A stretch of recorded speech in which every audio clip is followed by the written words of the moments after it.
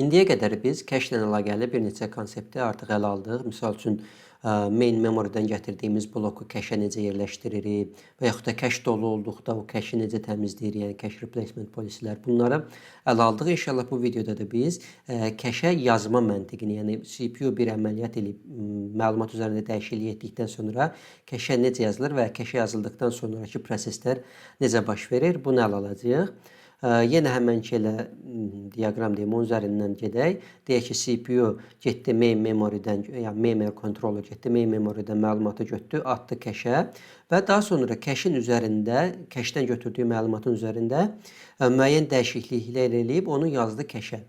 Və artıq bu cache yazdıqdan sonra həmin məlumatı burada cache ilə main memory arasında uyğunsuzluq oldu. Məsəl üçün, buradakı blokun içərisindəki məlumatda 10-dursa, buradakı məlumat isə məsəl üçün 8-dir. 2 çıxdı da, yəni çıxım əməliyyatı icra elədi CPU. Bizə indi lazımdır ki, bu cache ilə bu main memory-ni biz necə sinxronlaşdıracağıq? Çünki hal-hazırda bu ikisi arasında uyğunsuzluq var. Buna da biz cache write polisləri, yəni cache yazma siyasətləri kimi tərcümə edə bilərik. Yəni bu siyasətlər vasitəsilə biz onları, yəni main memory ilə cache-i sinxronlaşdırırıq.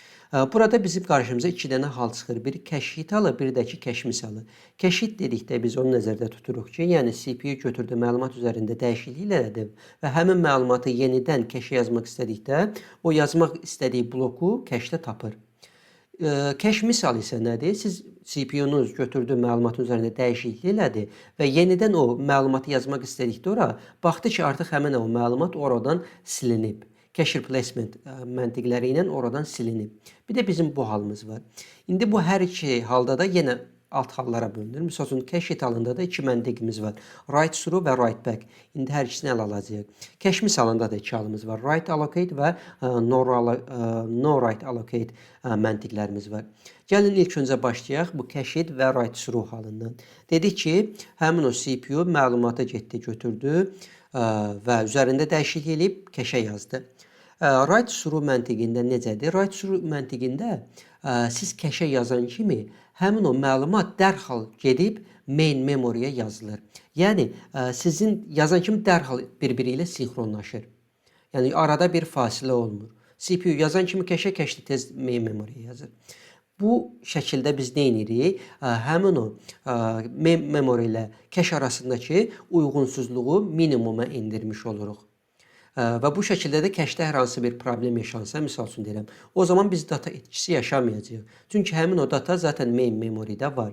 Bunun mənfi cəhətləri nədir? Bunun mənfi cəhəti isə odur ki, sizin yazma əməliyyatınızın performansı pis olmuş olur. Niyə? Çünki sizin hər bir yazma əməliyyatınız main memory ilə əlaqəyə keçməyi gərəkdirir. Və biz də dedik ki, main memory-yə, yəni RAM-a olan oxuma və yazma əməliyyatları cache-ə nisbətən zəifdir, yəni latency yüksəkdir orada. Ona görə də bu bizim yazma əməliyyatların performansını pis təsir edir. Hər bir cache yazma əməliyyatı ekstra bir main memory-yə yazma əməliyyatı gərəkdirir.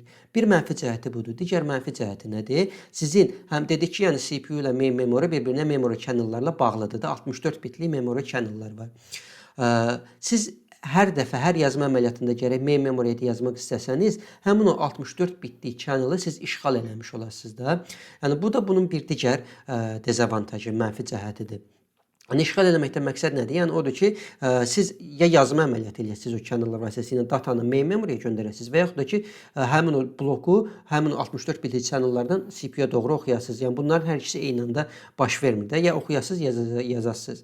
Yəni, yazma əməliyyatında daim şəkildə main memory eləyəndə artıq onu siz məşğul elədiyiniz üçün oxuma əməliyyatına biraz gecikdirmiş olasınız. Yəni, bandwidth-i məşğul eləmiş olasınız, azaltmış olasınız. İkinci məntiqimiz nədir? Write back məntiqidir. Burada isə nədir? Dedik, yenə məlumatı getdiniz, götürdünüz CPU-dan və məlumatı cache yazdığınız anda burada artıq dərhal gedib main memory-yə yazmırsınız. Necə olur? Burada sizdə hər bir cache line üçün bizə flag bitlər olur. Məsəl üçün, necə məlumatın özünü saxladıq, burada məlumatın təqlərini, yəni hansı bloka aid olduğunu göstərən təqləri saxladıq. Bir də bundan əlavə bizdə flag bitlər var. bir neçə flag bit var. Burada inşallah biz birini görəcəyik hələ. Bu flag bit adlanır 4 bit. Burada biz 1 bit məlumat saxlayırıq. Əgər bu məlumatın ilkin halı 0 halıdır. 0 halında o deməkdir ki, bu keşdəki məlumat ilə main memory-dəki məlumat bir-biri ilə uyğundur, bir-biri ilə eynidir. Əgər buradakı məlumat biti biz 1 etdikdə isə bu o deməkdir ki, həmin buna 4 bit deyirlər. Yəni çirklənmiş bit, çirkli bit və yaxud da deyirlər. Bu da mənası o deməkdir ki, həmin buradakı keşdəki məlumat dəyişdirilib, ancaq main memory ilə sinxronlaşdırılmayıb. Yəni main memory-dəki məlumat ilə blok ilə bu cache line-dakı məlumat bir-biri ilə uyumlu deyil, bir-birindən fərqlidir. O mənaya gəlir. Yəni siz CPU-nuz götürdü, həmin o byte üzərində bir əməliyyat elədi və yenidən həmin o cache line-a yazdığı anda artıq siz bu 4 biti sıfırdan 1 halına keçirsiniz və daha sonra isə nə baş verir? Deyək ki, önümüzdəki əməliyyatlarda siz getdiniz, götürdüyünüz blok 7-ni atmaq istəyirsiniz bu ikinci cache line-a. Artıq bu cache line-ı atmaq istədikdə bu dolu olduğu üçün siz gərək buradakı məlumatı siləsiniz də. Yəni buradakı məlumatı siləsiniz ki, blok 7-ni gətirib buraya yerləşdirəsiniz.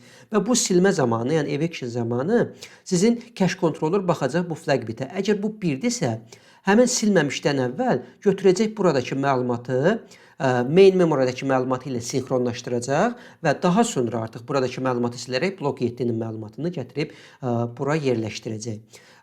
Bu sayədə də biz nə əldə eləmiş oluruq? Bu sayədə də artıq performansımız daha sürətli olur. Çünki yazma əməliyyatlarımız daha sürətlidir. Çünki hər bir yazma əməliyyatı zamanı biz bu main memory-yə müraciət eləmək məcburiyyətində qalmırıq. Həmçinin bandwidth-dən də biz irəli düşürük. Çünki dediyim kimi o memory channelları artıq biz işğal eləmirik. Sinxronlaşma əməliyyatı nə vaxt baş verir? Yalnızca həmin o oradan məlumat silindiyi, nə vaxt ki silinəcək cache line-dan. O zaman artıq biz bu main memory ilə cache arasında sinxronlaşdırmanı yerinə yetiririk. Və yaxud da şey halı da olur. Flash əməliyyatları baş verir. Müəyyən bir ardıcıllıqlarla həmin o cache controller gəlir, bütün cache line-lara baxır. Hansının ki 4 biti 1-dirsə, o zaman həmin o cache line-ları müəyyən bir periodik şəkildə main memory ilə sinxronlaşdırır. Yəni bu şəkildə bizim cache-lə main memory-ni biz sinxronlaşdırırıq. Bunun üstün cəhətlərini dedik. Bunun mənfi cəhəti isə nədir? Çox getdik. Bunun mənfi cəhəti isə nədir? Mənfi cəhəti inşallah növbəti videoda biz başa düşəcəyik və bu mənfi cəhətini aradan qaldırmaq üçün hansı bir yola əl atırıq, onu da görəcəyik. Bu videoda mənfi cəhətini deməyəcəm hələ ki. Digər bir məntiqimiz nədir? Burada isə cache-miss halına keçirik. Yəni cache-miss nə idi? Həmin o CPU məlumatı götürdü, dəyişdirdi, elədi və həmin cache line-a yazmaq istəyir dəyişdirdiyi məlumatı. Artıq yazmaq istədikdə nə görür? Həmin yazmaq istədiyi blok silinib bu cache line-dan. Bu silindiyi halda 2 dənə də dedik ki, qabağında yol var. Biri write allocate, biri də no write allocate. Write allocate halında nə edir bu? Götürür həmin o main memory-dən özünə lazım olan bloku yükləyir bu cache line-a və CPU da həmin o dəyişdirdiyi byte-ı o cache line-dəki blokun içərisinə yerləşdirir. Write allocate halında budur. No write allocate desə nə edir? Məsələn, CPU gəldi məlumatı yazmaq istəyir, gördü ki, həmin cache line-dan məlumat silinib. Artıq no write allocate-də bir də gedib main memory-dən cache line-a yükləmir. Həmin o CPU birbaşa gedir, o blokun içərisində, yəni main memory-nin içərisində o istədiyi dəyişikliyi eləyir. İndi bu iki üsuldan hansı yaxşıdır deyə soruşsaq, yəni no write allocate nə vaxt bizə gərəklidir? O vaxt gərəklidir ki, əgər bu blok 6 növbəti əməliyyatlarda istifadə olunmayacaqsa, yəni istifadə olunma şansı azdırsa, o zaman bu no write allocate-ə biz müraciət edə bilərik. Çünki əgər istifadə olunma şansı azdırsa, bir də gətirib bunu cache yükləməklə vaxt itirməyək də. Write allocate isə nə vaxt daha bizi sərf eləyir? Burada əgər sizin bu blok 6-nız növbəti əməliyyatlarda da istifadə olunacaqsa, o zaman sizin həmin bu blok 6-nı gətirib cache yükləməyiniz daha məntiqlidir ki, növbəti artıq əməliyyatlarda bir də CPU gedib main memory-yə müraciət eləməsin.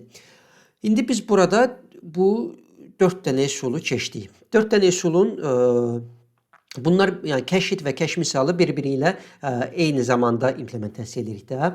Burada bizdə indi günümüz kompüterlərində əsasən write back ilə write allocate məntiqi birlikdə implementasiya olunur. Yəni cache hit, yəni cache-də tapdığı zaman write back məntiqinə gedir. Cache misalında isə write allocate yoluna gedir. Bu digər write through və no write allocate məntiqləri isə bunun da istifadə yerləri var, amma əsasən dediyim kimi write back və write allocate məntiqinə bu iki cütlük bir yerdə implementasiya olunub.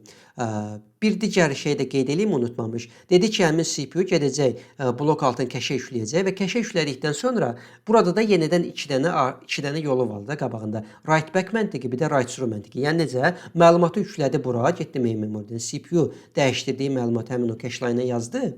Artıq write back məntiqində nə edəcək? Yenə də burada bir dənə 4 bit saxlayacağıq və həmin o 4 bitdə bu məlumatın dəyişdirdiyini qeyd edəcəyik və yaxud da həmin o main memorydən yüklədi bura, sonra CPU dəyişdirdi məlumatı, yazdı ora və yazan kimi dərhal bura yazacağıq. Amma biz dedik ki, yenə də write allocate, write back məntiqi ilə eyni daha çox zaman birlikdə implementasiya olunur. Ona görə də məlumatı bura gətirdikdən sonra bu 4 bitlərdən istifadə edəcəyik biz burada. Bu qədər bu cache write polisilərdən. İnşallah növbəti videoda başqa bir bu write back ilə bağlı bir problemi görəcəyik və bu problemi necə həll edirik, onun yollarını görəcəyik.